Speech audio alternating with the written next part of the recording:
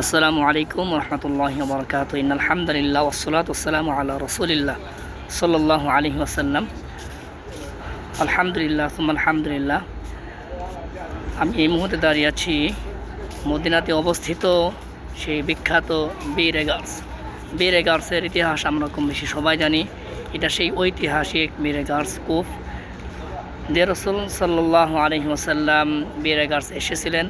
রসুল সাল্লাল্লাহু আলাইহি ওয়াসাল্লাম এই পানি পান করেছেন, এই পানি দ্বারা উযু করেছেন, এবং রসুল আরবি সাল্লাল্লাহু আলাইহি ওয়াসাল্লামের ওয়াফাতের পরে আলী ইবনে তালিব রাদিয়াল্লাহু আনহু তিনি এই পানি দ্বারা রসুল আরবি সাল্লাল্লাহু আলাইহি ওয়াসাল্লামকে গোসল দিয়েছেন। এটা সেই বীরে গার্স। এই বীরে গার্স কূপের পানি দ্বারাই রসুল সাল্লাল্লাহু আলাইহি ওয়াসাল্লামের শেষ গোসল দেওয়া হয়।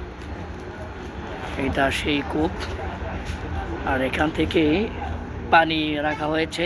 এখানে পুরুষরা, এখানে মহিলারা পান করেন। তো এই বীরে গার্সের পানি পান করেছে আলহামদুলিল্লাহ। এই বীরে গার্স আসার মতো তৌফিক দান করেন, আমিন। এটা মদিনা যে হেরাম, তার থেকে পায়ে হেঁটে আসলে সর্বোচ্চ 15 থেকে 16 মিনিট লাগবে। মসজিদে খুব নিকটবর্তী এই বীরে গার্স অবস্থিত। যারা দেখে নাই, আমার ভিডিওর মাধ্যমে দেখতে পারছেন, কমেন্টে জানাবেন ইনশাআল্লাহ তাআলা।